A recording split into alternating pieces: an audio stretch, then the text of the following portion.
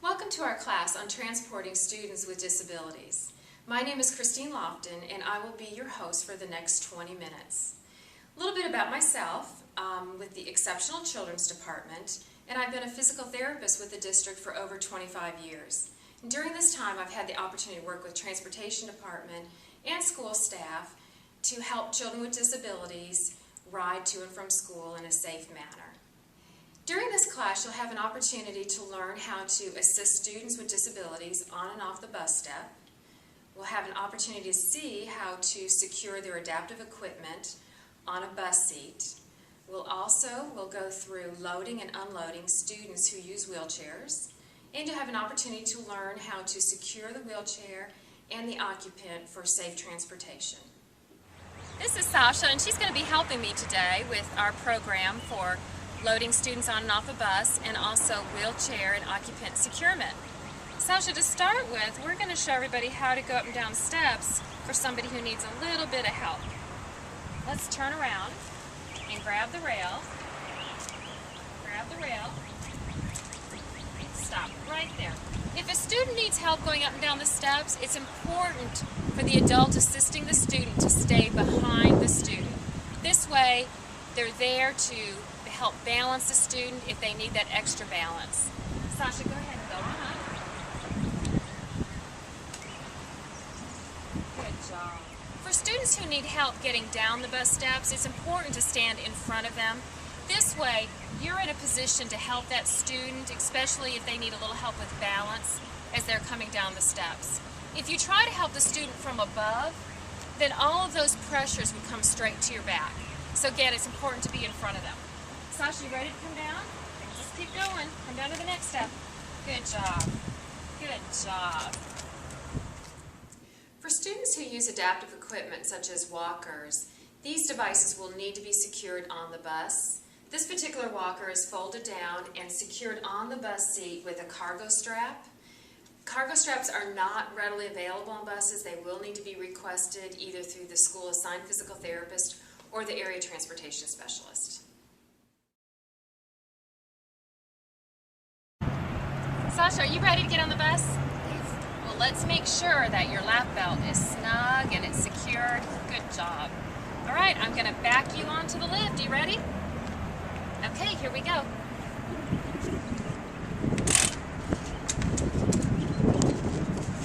All right, let me get your wheel locks on.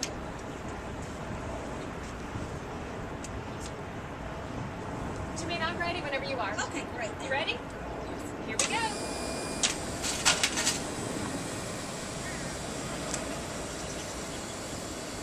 Good job. I like how you're keeping your arms inside.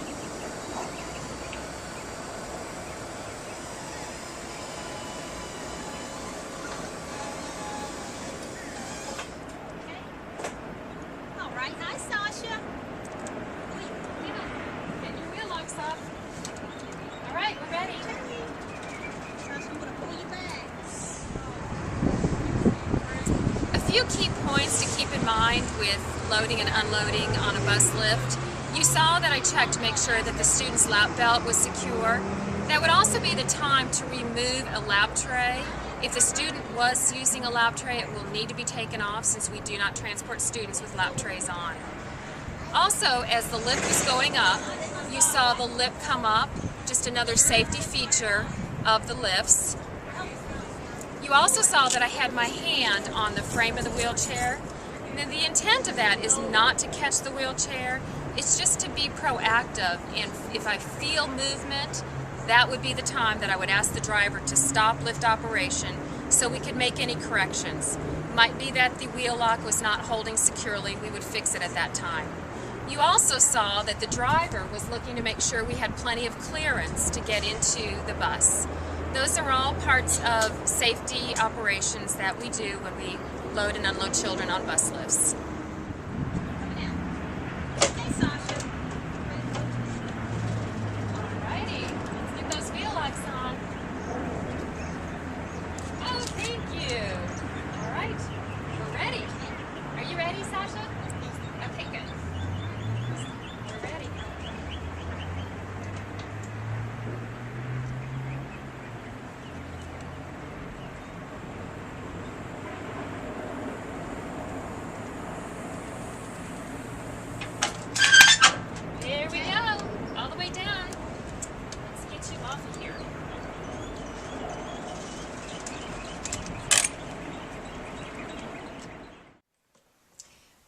wheelchairs present some very unique challenges.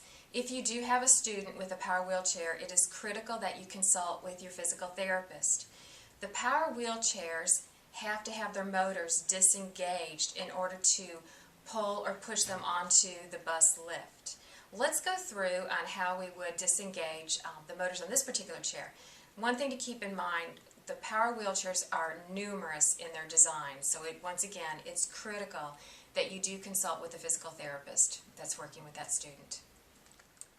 This particular power wheelchair has levers in the back to disengage the motors. There's one on each side, and they just flip over to allow it to freewheel. Once those are flipped, it allows you to move that chair so you can bring it on or off of the wheelchair lift. Some of the power wheelchairs have wheel locks, and if there is a wheel lock in place, it will need to be put on while the child is on the lift before the lift is raised or lowered. Some power wheelchairs do not have wheel locks, and if that's the case, you would need to consult with your physical therapist to make sure that that chair is properly locked when it's on the lift before that lift is raised or lowered.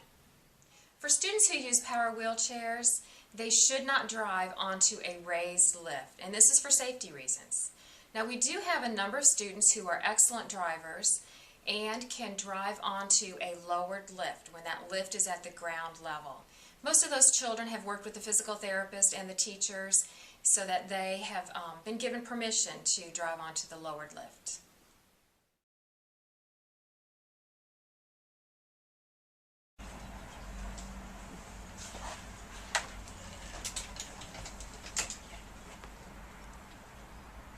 As you can see, Sasha and her wheelchair are centered between the tracks.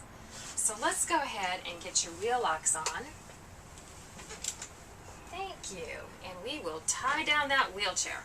It's important that staff know how to put the tie downs into the tracks, since the position may need to be changed based on the size of the wheelchair.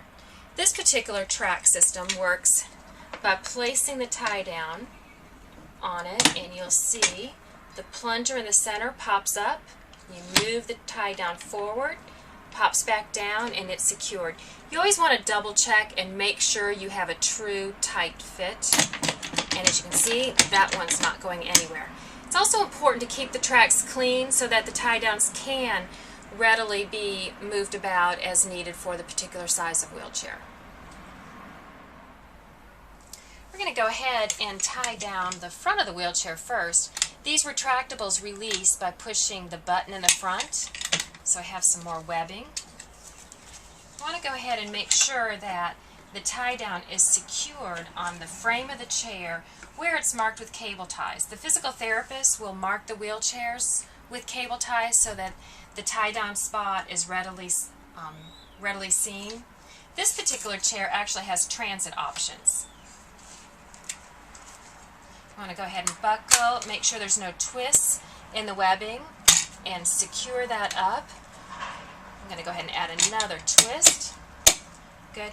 On the front tie downs, we want them to be about 3 to 8 inches outside of the caster at about a 40 to 60 degree angle. This provides the safety and leverage for the wheelchairs as the buses are taking the turns. We'll go ahead and repeat the same process on the tie down on the opposite side. As you can see, there's no tie down in the back right corner, and that's on purpose. When the tie downs are in the floor, they become a trip hazard, and they also become dirty if wheelchairs drive over them. So this tie down is actually in the Sherlock safety bag. So let's go ahead and get it on the floor track.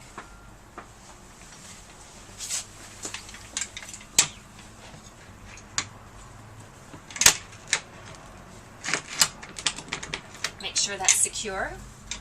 We'll release the webbing. Snug it up. Repeat the same on the opposite side. Snug it up.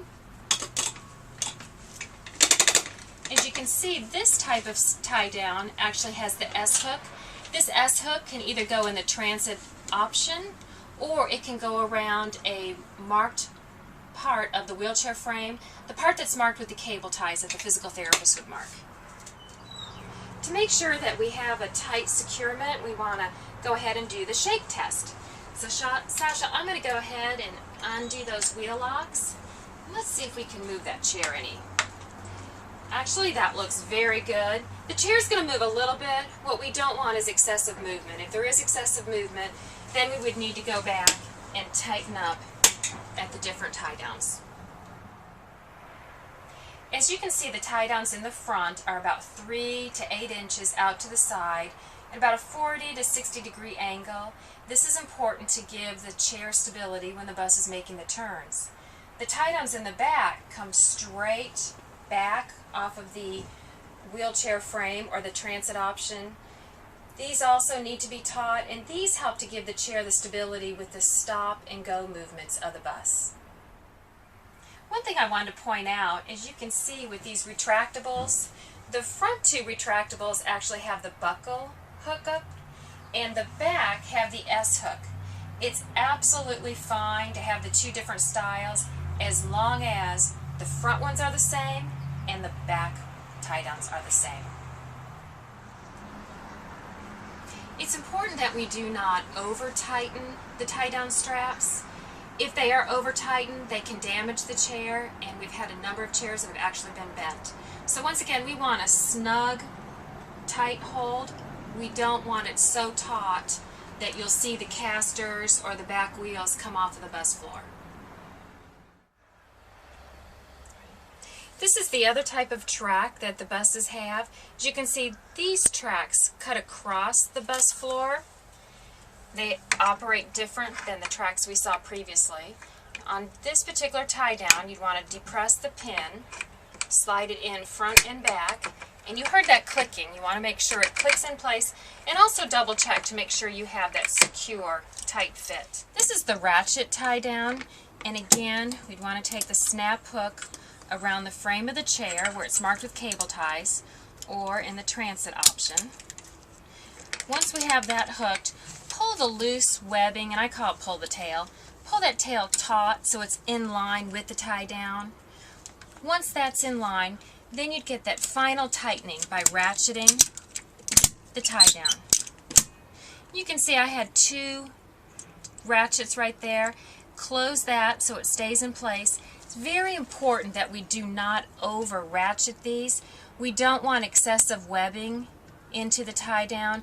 When that happens, the tie down actually locks up and makes it almost impossible to use, makes it almost impossible to release the webbing or tighten it any tighter.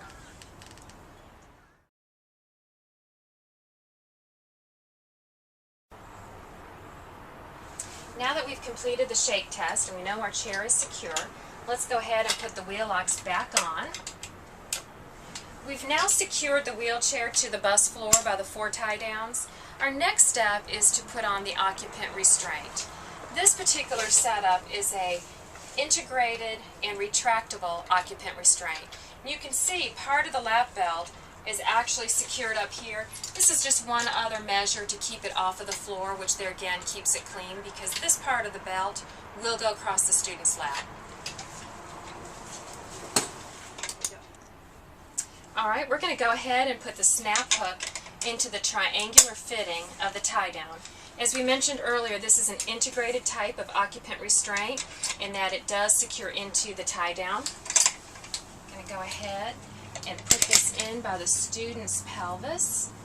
This is where it's really important to let the student know what we're doing. Sasha, I'm going to reach across and pull this buckle up by your lap. Can you let that sit there? There you go.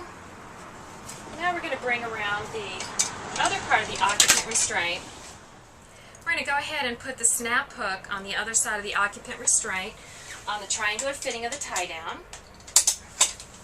And this type of occupant restraint, as we said, is retractable. Works very similar to your driver's seat belt. Sasha, let's bring your arms up, and I'm going to pull this strap all the way across. Good girl. And I'm going to reach across and tighten up here and buckle your lap belt. And let's see. What we want to do is can you slide your hips back, sweetie? Good job. What we want to do is have this shoulder belt so it comes across diagonally the student's shoulder, crossing the collarbone, and staying away from the neck. We also want that buckle to be on this side of the student, so we have these nice lines. They're, again, very similar to our own personal vehicles. Sasha, I'm going to hold this here so I can tighten this side up. All right, we want to go ahead and tighten up the lap belt just by pulling on that webbing, and you can see I'm keeping the lap belt in position here so it stays right where we want it. This particular type of retractable occupant restraint does have a shoulder adjuster. Depending on the fit for the child, this pushing the button up here will allow this to come up or down. We have a really good fit right there. As you can see, the lap belt is crossing Sasha's pelvis. We've got a nice angle coming across for the shoulder belt. It's in between the shoulder and it's not rubbing against her neck. Sasha, how does that feel? Good. You're doing great. This is the other style of occupant restraint, and as you can see, this one secures into the bus floor tracking. Ideally, you want the lap belt component to be very close to the tie down. That just will ensure that as you come across the student's pelvis, that you have a nice line of pull for that occupant restraint. With this style of wheelchair, you can see we have the permanent armrest, so the lap belt is going to have to come underneath that armrest so we can have that fit across the student's pelvis. So let's go ahead and buckle that. The shoulder belt will come across diagonally as we spoke before, and this particular model snaps into the lap belt. Again, we're looking for those same angles, very similar to your passenger vehicle. Thank you so much for participating in this class, Transporting Students with Disabilities. In order to get credit, your next step would be to take the post-test in Moodle. For additional information, feel free to contact your area transportation specialist or your school-assigned physical therapist. You can also download a copy of the state manual, which is called Special Needs Require Special Care, at ncbussafety.org.